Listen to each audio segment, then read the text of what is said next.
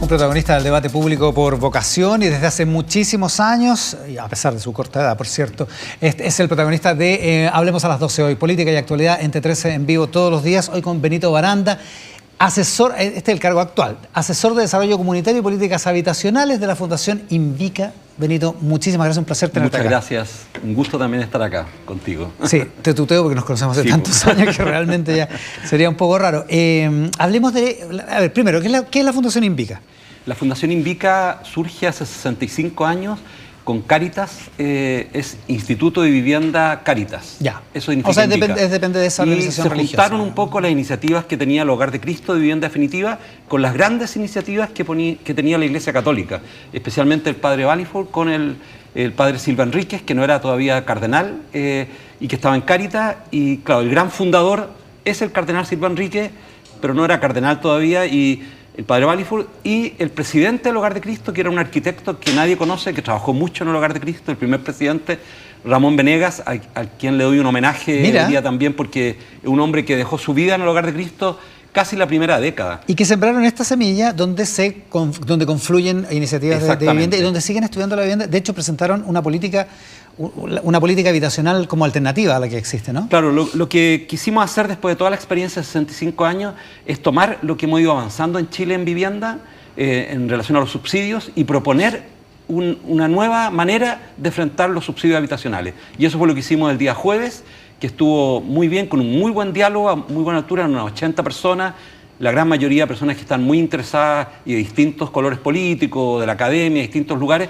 Y para llegar a esa propuesta trabajamos un año presentándosela a distintas personas. Llevamos varios años trabajando en ella, pero se la presentamos durante todo el año pasado a distintas personas, también de distintos partidos políticos de la academia, investigadores e investigadores. Y es una política que se genera, aparte de ese diálogo, se genera desde la experiencia y desde la idea de mejorar el uso de los recursos públicos para la vivienda. ¿En qué consiste? ¿Qué es lo que plantean ustedes que es distinto a lo que se hace ahora? Invica es un colaborador del Estado en política de vivienda, no estamos ausentes del Estado. De hecho, las 70 y tantas mil viviendas que hemos construido lo hemos hecho de la mano del Estado, con los subsidios del Estado. O sea, somos parte de esa política habitacional.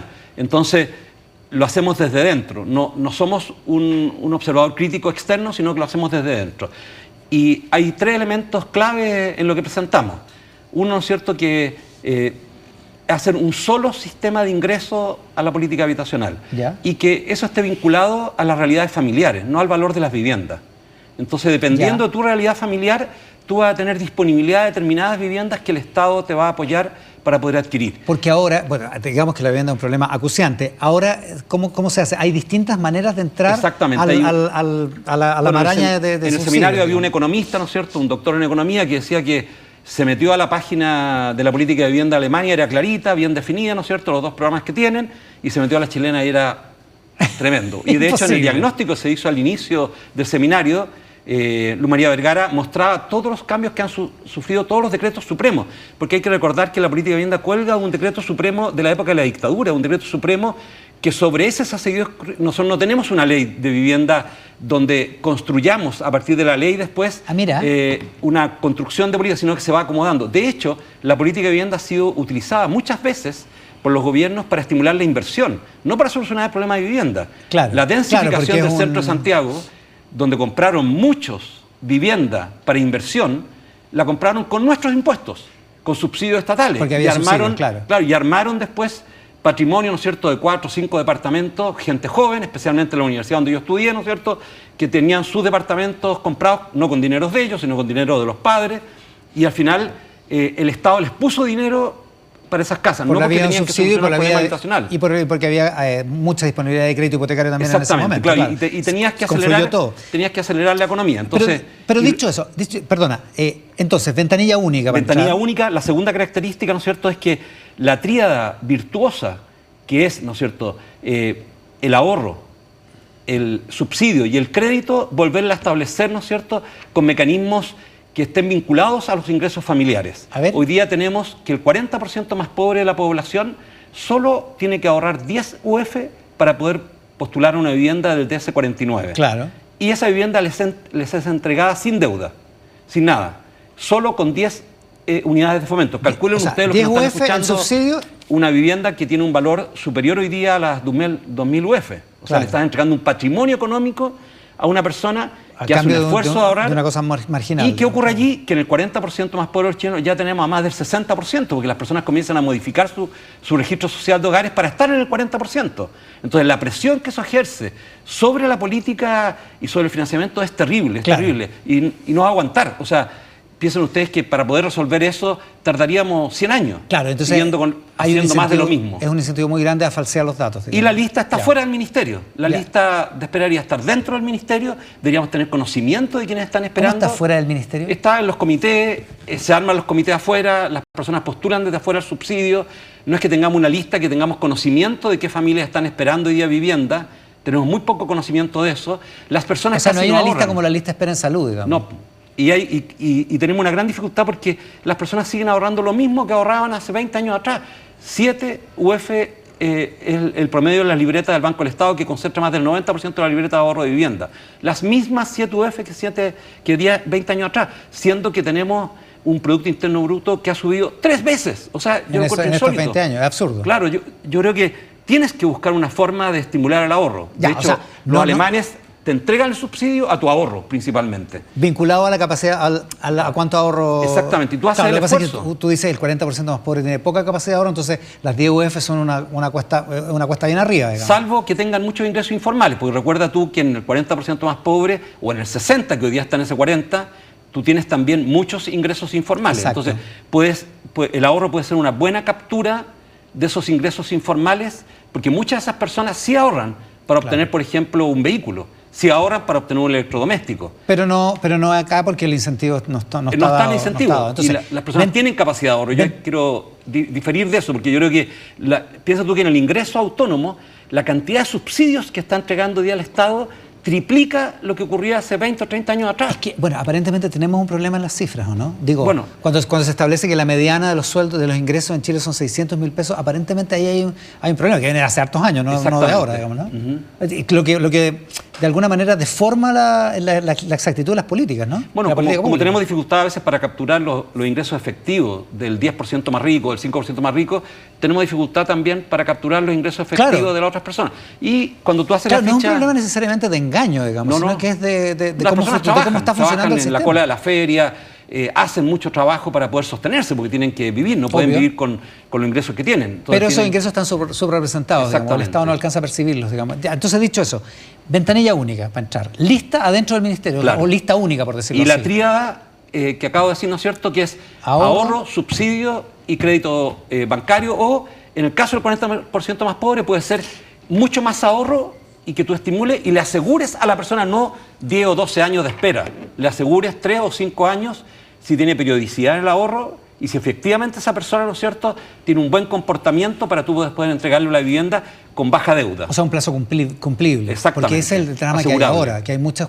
comités que esperan 10 años y más. Porque tienen las filas fuera del ministerio. O sea, porque no saben, en rigor no saben cuándo va a ser. Claro, y eso te sirve también... es un espacio también para vulnerar la política, porque te mete personas que a lo mejor no necesitan vivienda, no tienen la urgencia, y te permite clasificar también cuáles son las familias que efectivamente hoy día, teniendo 2 o 3 hijos, tú tienes que acelerar la entrega de vivienda. Claro, está el problema de los que se saltan la fila por la vía de la presión también, porque se toman una cosa, en fin, y adquieren una solución, digamos. Y además tú entregas a los comités una posibilidad también de padrinazgo político, que genera una alteración en las postulaciones, porque hemos visto casos. Alcaldesas, alcaldes, concejales, concejalas, diputados, diputadas, ¿no es cierto?, senadoras, arman estos comités y después estos comités comienzan a presionar, les consiguen, ¿no es cierto?, hablar con el ministro, con la subsecretaria, y comienzan a presionar y al final tú dices, bueno, ¿y dónde está la fila?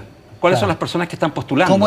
¿Cuál era el orden? Claro. ¿Quién más asegura que efectivamente esté el ahorro? O sea, también hay un riesgo de clientelismo político. Han reporteado muchas veces que los comités también solicitan dinero, a pesar el ministerio dice, por favor, no entreguen dinero a los comités, entréguenlo en la libreta, pero igual se genera una vulneración allí muy grande. O sea, todos sabemos que piden, digamos. Todos hemos vivido esa experiencia. Y ese mecanismo termina siendo perverso porque juzga mal una política habitacional que, con todas estas dificultades, Chile la ha ido construyendo de manera bastante adecuada en comparación con el resto del continente. Así como están las cosas, para cambiar todo eso hoy, ¿se puede cambiar por decreto?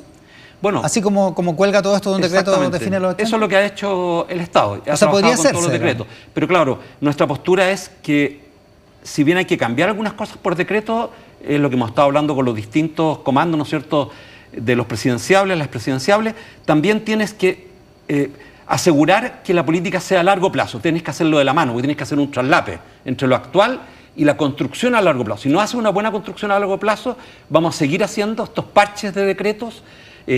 María Vergara mostró cómo se modificó un decreto como 20 veces en 14 años. Tú dices, no, o se sacó un decreto del cajón para tratar de hacer algo que era un decreto antiguo. O sea, tienen una movilidad de la política que yo siento que llega a ser hasta peligrosa, porque genera mucha discrecionalidad de las personas que estén gobernando y puede generar también una alta tensión. Benito, puede que yo haya entendido mal, pero también ustedes proponen un cambio respecto de las cifras del censo, de lo que el censo está mostrando en términos del crecimiento de los hogares unipersonales, por ejemplo. O sea, también un cambio en ese criterio, ¿no? Bueno, desde el punto de vista de la política habitacional, el censo, las primeras cifras del censo, porque la verdad, sí, Iván, que no tenemos la base todavía, no, y eso lo tiene que hacer el Ministerio de Vivienda, no lo tenemos que hacer nosotros. Ellos tienen una unidad de estudio que nos van a entregar el déficit real, pero hay dos elementos ya que aparecen inmediatamente en el censo. Uno de ellos es que bajó la cantidad de personas por hogar.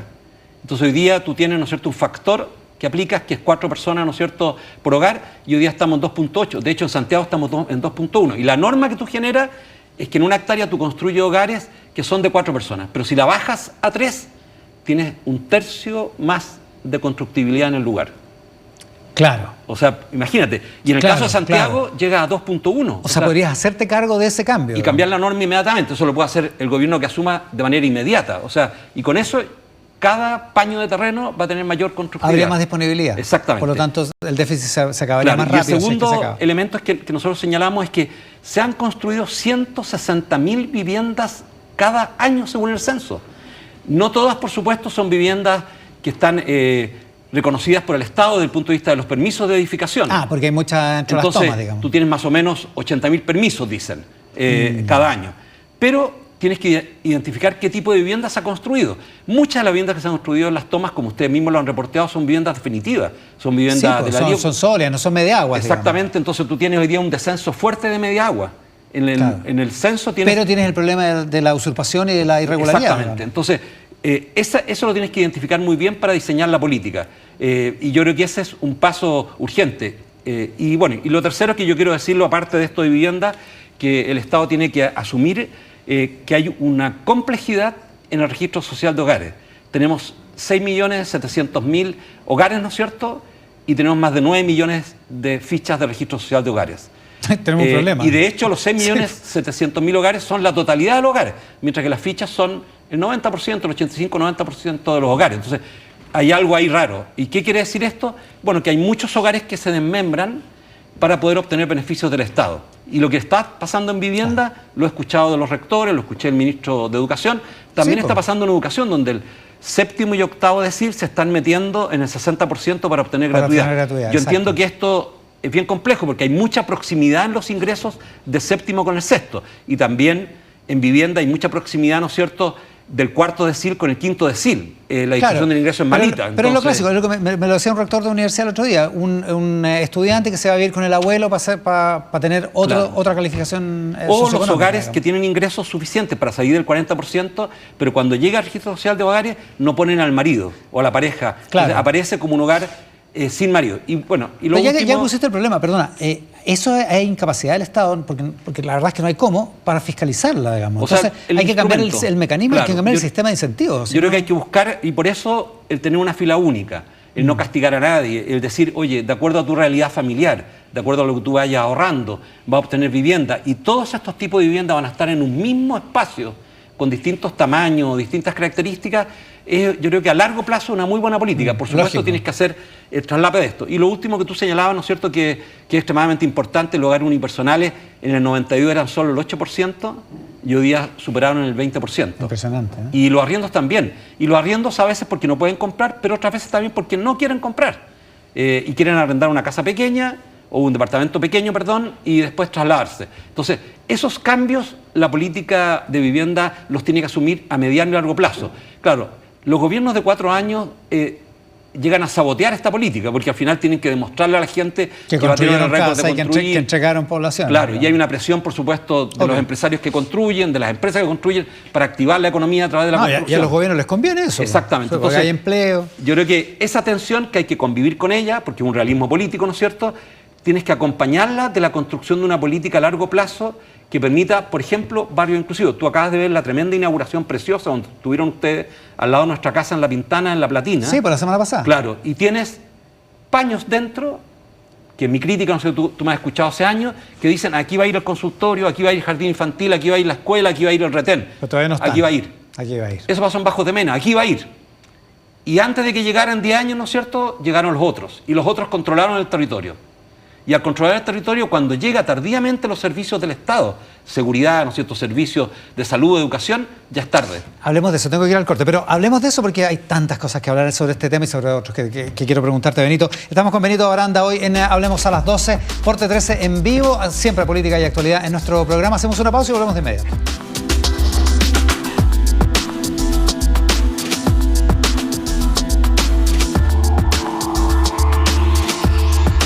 Ya volvemos con Hablemos a las 12 con Iván Valenzuela. T13 en vivo. Noticias siempre. En Hay que Decirlo, cumplimos un año de entretención con el mejor panel. ¡Que lo cumpla! ¡Aquí se celebra! Las mejores papitas del espectáculo y mucha risa. Y elegimos a los mejores del año en los Hay que Decirlo Awards. Gracias por preferirnos y vamos por más. Hay que decirlo. Hay que decirlo, lunes a viernes, después de La Tarde es Nuestra, por el 13 y 13 Go. En el 13 estamos de aniversario. Llevamos 66 años juntos, acompañándote en cada etapa de tu vida. Acérquense para seguir disfrutando con alegría, junto a los programas que te entretienen, informan y emocionan.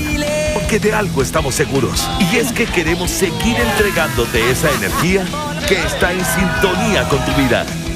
¡Feliz cumpleaños al 13! ¡Por muchos años más! Una nueva e íntima manera de sentir la música. Nelson Laplagne nos invita a su departamento a vivir el jazz, entre conversaciones e improvisación. No te pierdas Depto 401, solo en 3cc. Ingresa a Mundos Opuestos, la modelo, presentadora y emprendedora chilena que llegará a rendir al máximo en cada competencia. Nicole Leiva viaja en el tiempo para sumarse al gran éxito de Mundos Opuestos. Domingo a jueves, después de Tele 13 Central, por el 13 y 13 Go. En agosto respiramos nuevos aires en 3cc. El frío no nos para.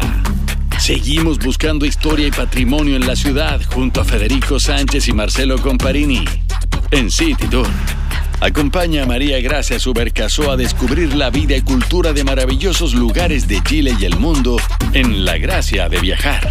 La doctora Marcela Hernández nos enseña sobre la salud de la mujer en Vamos Mujer, solo por 3cc. Cultura con otros ojos. En agosto, las mejores tardes se viven en el 13. Acompaña a Alfonso y Chantal en un espacio de actualidad, información y contingencia en La Tarde es Nuestra. Diviértete con las mejores papitas del espectáculo junto al divertido equipo de Hay que Decirlo. Y luego, el programa de concursos favorito de la familia chilena, ¿Qué dice Chile? Las tardes del 13 en agosto, lunes a viernes, después de Tele 13 Tarde, por el 13 y 13 Go. Descarga 13 Go, suscríbete y disfruta desde antes de cada capítulo estreno de Mundos Opuestos. Con adelantos exclusivos, la señal fanáticos, todos los capítulos completos y contenido solo para ti. Disfruta 7 días de prueba totalmente gratis. Luego, por solo 2.990 pesos al mes, sigue disfrutando de los capítulos estreno, la señal fanáticos y el mejor contenido de Mundos Opuestos. Que no te lo cuenten. Escanea el QR en pantalla y súmate a 13 Go. Sigue con Hablemos a las 12 con Iván Valenzuela. T13 en vivo. Noticias siempre.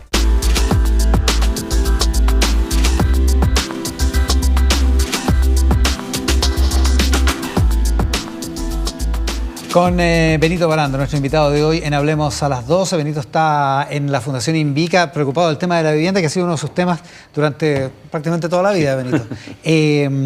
A ver, en algún momento lo mencionaste, dijiste a propósito de este parque en La Pintana, que es tu comuna, si no están los servicios, si no, van a llegar los otros, dijiste. Que hacías una mención al narco, que está copando territorios en otras partes de Santiago. Alejandro Aravena, el premio Pritzker de Arquitectura, hace unas semanas en Televisión Radio dijo que en la reconstrucción de Viña estaba la presencia del narco, que había narcos que amenazaban a los vecinos o que llegaban más rápido que el Estado. ¿Cuál es tu experiencia en eso? Bueno, no tengo la experiencia de Alejandro, de lo que él escuchó allá, no me ha tocado, a lo mejor ocurre, pero sí me ha tocado que los narcos construyen y construyen mucho.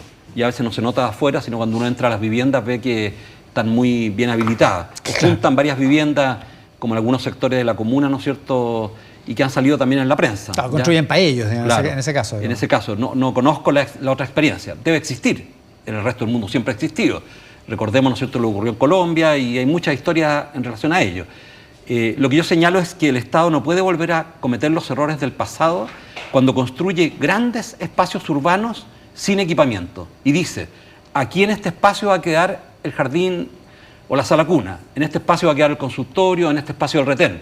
Vean ustedes detrás del campo Antumapu de la Chile. El Estado compró un predio grande, construyó una villa preciosa que es la Villa Antumapu, se entregó la Villa Antumapu y hay muchos terrenos pelados. Y se dice, no, es que aquí se pensaba que iba a haber equipamiento, que se iba a construir esto o lo otro. Lo que es urbanísticamente entonces, un desastre, para la vida de esas personas. Y el costo es muy marginal.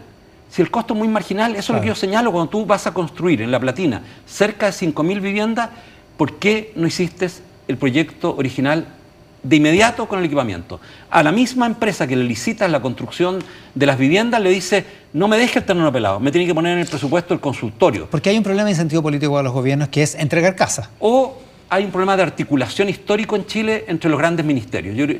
Yo prefiero decir eso, yo creo que hay un problema... Porque yo creo que Hacienda lo podría juntar. No tiene tanta dificultad Hacienda. Lo que pasa es que tú tienes que poner de acuerdo el Ministerio de Vivienda con, ¿no es cierto?, el Ministerio de Salud, con el de Educación, y articular el proyecto. Y eso puede retrasar el proyecto un poco.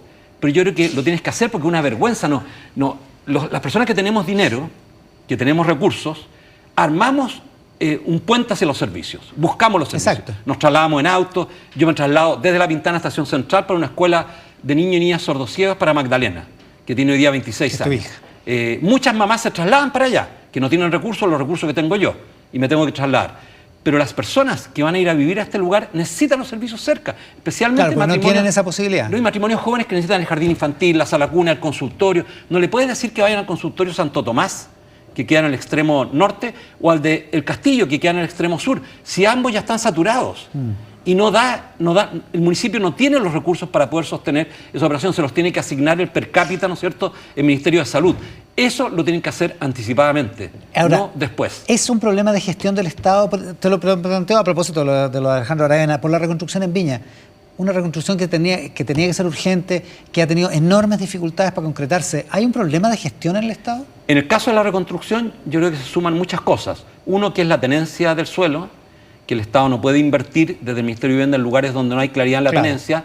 Segundo, son los tamaños de los terrenos. Yo no he estado en este incendio, estuve en los anteriores, que era muy complejo que el Estado metiera dinero desde el Ministerio, a lo mejor lo podía meter con asignaciones desde los gobiernos regionales con mayor facilidad para la reconstrucción, la autorreconstrucción, pero acá se le ha pedido al Ministerio de Vivienda que se encargue de esto y yo imagino que esa es una dificultad, ya una dificultad grande. Y por supuesto hay un problema de coordinación del Estado muy fuerte. El Estado de Chile históricamente ha estado dividido en departamentos que no conversan entre sí. Al contrario, está siempre la historia de que tú pavimentas una calle y al mes siguiente llega otro servicio del Estado y la rompe porque tiene que hacer otra cosa. Y nos toca todos los días. Increíble, o que hace una calle sin poder sacar la agua lluvia, porque no le corresponde a las personas que hicieron la calle. No sé, un montón de ejemplos, ¿no es cierto?, que tú puedes sacar. Y esa coordinación del Estado, mi visión histórica siempre había sido que es cuando se da la autorización de construcción a través del Ministerio de Desarrollo Social, ¿no es cierto?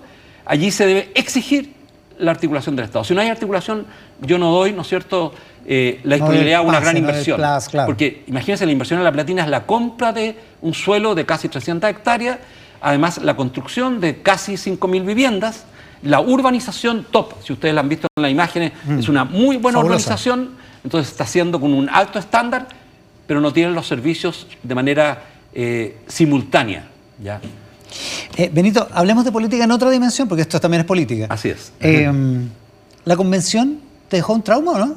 No, para nada. Porque hay hartos convencionales que quedaron más traumados. No tengo ningún trauma. De hecho, escribimos un texto, uno de los convencionales, Carlos Calvo, nos hizo escribir algunos y publicó un pequeño texto y siento que se fraguó mucha esperanza dentro de la convención. Se establecieron muchos lazos importantes para la construcción de los derechos sociales de las personas y en los 6 derechos sociales que trabajé más intensamente en la Comisión de Derechos Fundamentales, yo creo que son muy importantes y van a seguir avanzando. De hecho, varios de ellos ya están avanzando siguen siendo en la legislación. Vigentes en su necesidad. Yo creo que hay que trabajar arduamente por ellos porque esos son generadores de mucha desigualdad, de mucho abuso de las personas y de mucho trato indigno. ¿Y sentiste que valió la pena? Porque pagaste un costo también, porque eres una figura hipertransversal y en algún momento la convención te obligó a tomar partido, digamos. Yo creo que el costo mayor que puede pagar un ser humano es traicionar su conciencia. El resto de los costos son todos marginales, no tiene... y en ese momento hice un discernimiento, se armó un muy buen movimiento, ¿no es cierto?, con Andrea Repeto y con Rodrigo Jordán a la cabeza, pero mucha gente además también en ese grupo. Que eran independientes no neutrales. Claro, y bueno, y sacamos muy buenos lineamientos. Y yo creo que si tanto tiempo, ¿no es cierto?, habíamos estado trabajando para y con el Estado desde la sociedad civil para construir políticas distintas, bueno, una buena oportunidad era colaborar en la construcción de una nueva constitución, de un nuevo pacto social. Y si no embarcaba, fruto de ese discernimiento, yo creo que el costo hubiese sido mucho mayor personal. De hecho, no somaticé nada, no me enfermé, al contrario, recorrí Chile mostrando la Constitución. ¿Y te jugaste por el proyecto? Por supuesto, y fui el único que recorrí desde Arica hasta Puerto Williams. ¿Fue muy frustrante perder el plebiscito? Bueno, tengo hartas frustraciones en la vida, pero entiendo que la vida es larga y que lo que uno aporta en un momento no va a ver los frutos de ello. Y pongo un ejemplo siempre, Iván, que es la desnutrición infantil en Chile. Algún gobierno, yo creo que un gobierno liberal, trajo a la hija de la Caridad, de San Vicente de Paul, maravillosa religiosa, para combatir la mortalidad infantil y la desnutrición, entre tantas cosas que hicieron ella. Bueno, las que llegaron a finales del siglo XIX y todo el siglo XX, ¿no es cierto?, fueron muriendo, muchas de ellas francesas, y ninguna de ellas le tocó ver que Chile no tenía desnutrición, ni un descenso drástico en la mortalidad infantil. Pero si ellas no hubiesen trabajado en ese entonces, no tendríamos esto. Es lo mismo que cuando se aprobó la ley de instrucción primaria. Si no lo hubiésemos tenido en ese momento, no tendríamos lo que tenemos hoy día en educación en Chile. Entonces, yo trabajo con una mirada a largo plazo, con muchas frustraciones diarias, pero son chiquititas. La verdad es que soy un hombre de fe, creo en que los grandes movimientos de transformaciones sociales se construyen progresivamente y no soy yo un héroe ni el único que las va a liderar, somos muchas personas. ¿Volverías a involucrarte? Por ejemplo, ahora en la campaña presidencial, ¿te involucrarías con algún comando? No me involucraría, colaboraría con quien gobierne, como siempre he estado disponible para la construcción de política desde el lugar donde estoy, que es la sociedad civil. Mi espacio siempre ha sido la sociedad civil y desde allí he contribuido. Mi posición cuando llegué a la convención era desde la sociedad civil contribuir. Pero claro, la tensión política, las divisiones políticas también afectaron a la convención y eso le puso mucha tensión. Pero en todo caso los que trabajamos allí y destinamos gran parte de nuestra vida, que fueron la gran mayoría de las convencionales, de los convencionales, creo que tuvimos una experiencia profunda de trabajo allí y de aprendizaje. Benito, podríamos seguir hablando de la política, de la convención y de la política de vivienda durante tanto rato. Te agradezco muchísimo la gentileza. Gracias a ustedes. Pues. Con Benito Baranda hoy en Hablemos a las 12 por T13 en vivo, donde van a seguir las noticias después de esta pausa. Política y actualidad por T13 en vivo todos los días. Muchas gracias por estar ahí.